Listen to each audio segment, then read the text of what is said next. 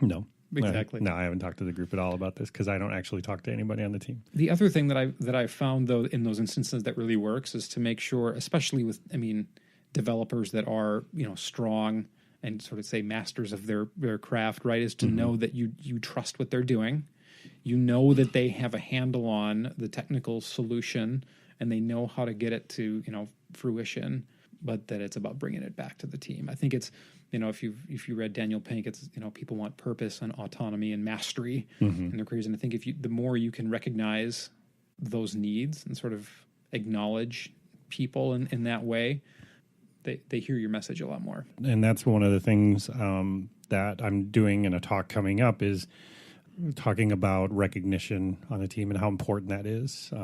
Harvard Business Review did a study, 120,000 workers in business, and like 68% came back and said recognition was the most important thing that would happen, like that would make them comfortable with their job. And that's a really interesting, I haven't read the study, but I'd be really interested to see it. But I think we generally as a human race recognize the heroes a lot, and we recognize those who drop the ball, for better or worse. Yeah. What we don't often do is recognize and call out the people who show up every day and just do good, solid work, right? It's sort of, well, that's your job and that's table stakes. But I think at the same time, it's worth recognizing that and acknowledging that. Yeah. Well, it's hard for some people because, there's lots of people in today's world that are managers that never were trained to be managers, or they're managing folks and responsible for folks, but they've never been trained around actual people management. They've been trained because, well, you're the best designer. You're in charge of the design team. which may or may not have anything to do with leading the people who are also on the design team. Right. Yeah, exactly. And so, I see that happening, and then people are confused on why the team is not gelling or why they're not working. I mean, they've got the best designer here. Why shouldn't they be killing it? They should be just knocking it out of the park, right? Right. But when you take time and think about what those motivations are, when you really understand what just the average motivation is for an employee, I mean, it's not super difficult, right? But like you said, a catalyst is easy to recognize, right? Like, oh man, you screwed up. Oh, you're in trouble. Or, man, you said this would be delivered in 3 weeks and it's done in 3 days. That's easy to rain gold up on their head, right? Or poop, whichever the appropriate material is. But then those, like you said, those people that are keeping the trains on time, the people that are keeping the lights on and just getting through. How do you know when to recognize them? Do I buy them lunch every week? What do I, do I have a party? Pizza's a great motivator. Pizza is a great motivator. I'm motivated by pizza.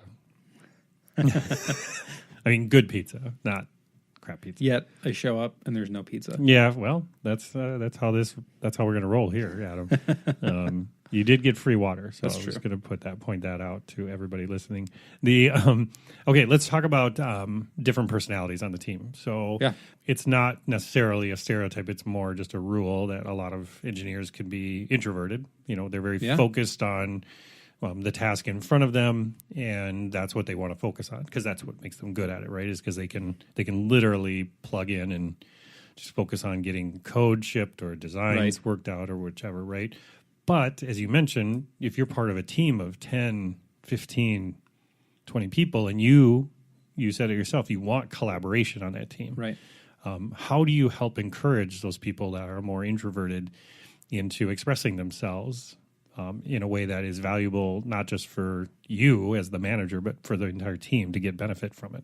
Yeah, I think one of the things that I've found, especially on larger teams, once you start to get to certain size and scale, that sort of communication and collaboration starts to break down a little bit. I think you end up with the proverbial too many cooks in the kitchen, and that gets really hard to manage. And so, you think about the ideal size team, and you'll see this in a lot of the different, Scrum and Agile artifacts that are out there, is that 7 plus or minus 2, right? So basically 5 to 9 is kind of the ideal team size.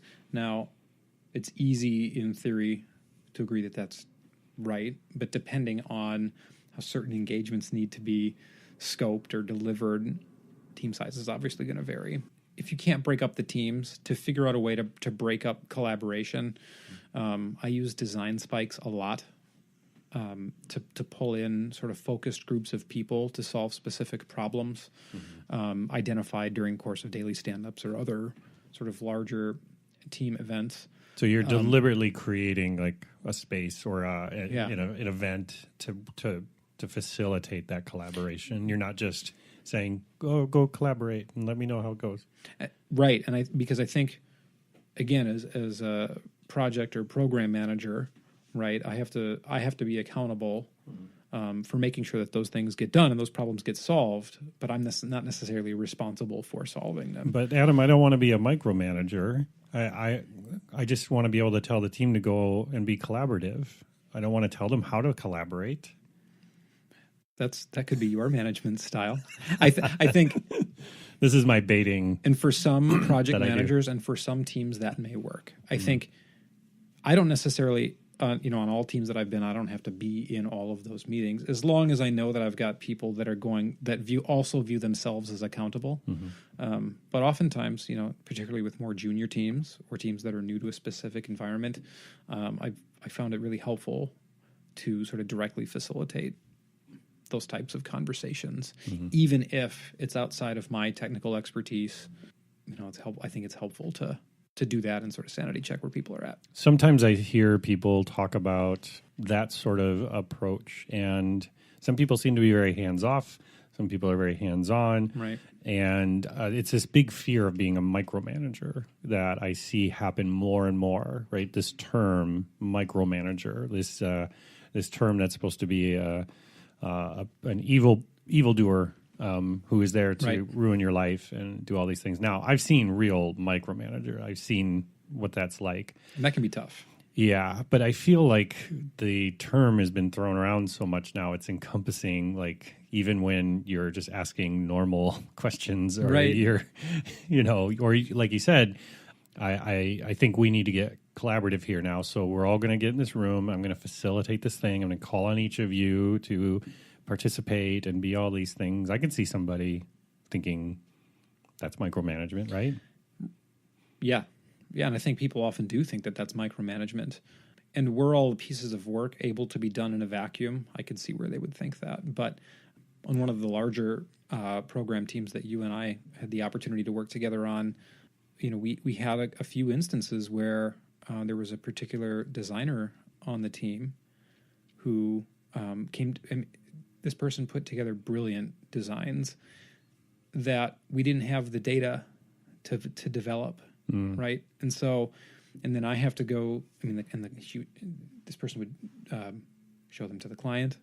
The client would get very excited about them, and then me, like a jerk, had to go in and say, "Actually, we can't do that. Can't do any of that." And we had the very direct conversation about we need to come together as a team and talk about these solutions before we get them in front of the client. And I was told, "You're micromanaging me," and that was a particularly difficult situation.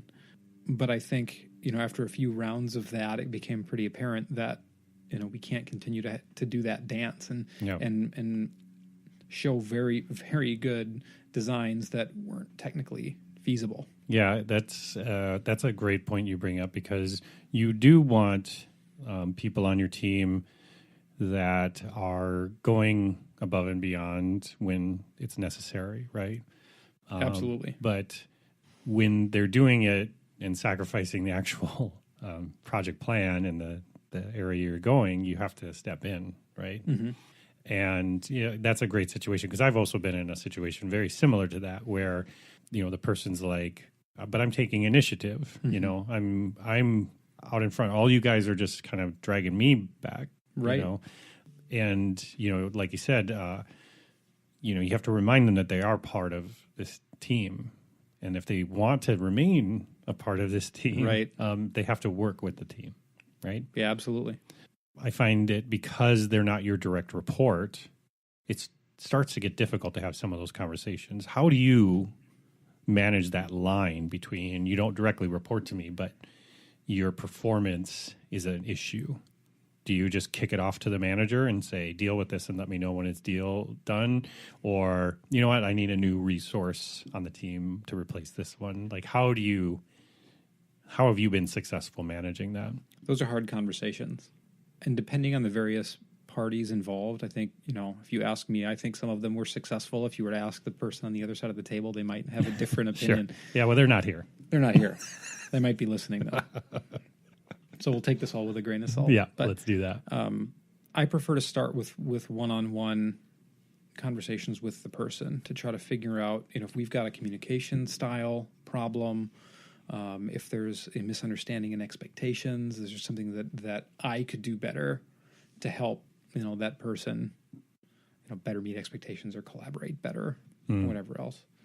I generally try to resort to escalating to managers as a last resort because I feel like that really, in the person receiving that message is saying, "Hey, I'm going around you," or even if I'm going sort of through you and going to your manager, that's bad for the trust situation, right? And to the extent possible, I think as we're leading teams, best to make sure that people feel like they're empowered, right, to do what they have expertise to do. But I think to the extent there's evidence, right, we have to talk about where there's issues. So I start with one-on-one conversations with the people. Generally, with documented, I try to document specific things that have happened and outcomes. And even though generally in a project basis, those people aren't in an HR sense direct reports, us as project managers are accountable again for the work. Their people manager, their HR manager is accountable for them as an employee, but not accountable for the work. And so I think that's another thing that we have to make very clear as we're leading teams is I'm not your boss on paper, but I'm accountable for the work getting done. And that's sometimes helped too, to try to make those sort of divisions of responsibility very clear. But like I said, only as a last resort if the one-on-one conversations and sort of writing down instances where I have perceived issues and sort of trying to come together on a solution to those things. If none of that works as a last resort, then I generally will get in a meeting with the person and their boss or their coach or whoever it is to help figure out a solution to the problem. To kind of mitigate any potential issues. Have you had the experience where somebody's trusted you more than their manager? Oh, yeah. They would come to you with those things? For sure. How have you handled that? Reporting some of that stuff maybe back to the manager, or is this things where you're more dropping hints like, you should really have a meeting with Susie soon? I'm generally pretty direct with feedback, and I've had a couple of those instances very recently. One of them actually was somebody on my client's team who came to me and had some issues, and so when I'm presented with those situations, I will generally ask some pointed questions and try to figure out what have you tried, who have you talked to, and what was the outcome or the result of those conversations, because I think that's the important first step. If it's really an HR problem that somebody's having, I will generally, if they're comfortable, would advise them to talk to their manager about it. I will give advice, but generally try to point them back to the person or people that can actually help solve their problem, whether or not it's their manager, right? But I think is in a project manager position, I think the best we can do is advocate for somebody on the project. But if we're not in the HR reporting chain, then that can get real squishy real fast. What about, let's flip that on its head. Sure. Where you've had managers coming to you to report things on your project that are going on, and the developer or designer or whoever is not communicating that to you directly, you're getting it sideways. How have you handled those situations? I mean, I've been in that situation before. Well, generally, we've both probably been in this situation. Generally, what happens is that manager will come to you and pull you aside into a conference room or wherever, pull you into your cube or your office and say, super fun conversations. John Doe is having this issue with the project or with you, or, what are we going to do about it? And generally, I'm speaking in broad generalizations now,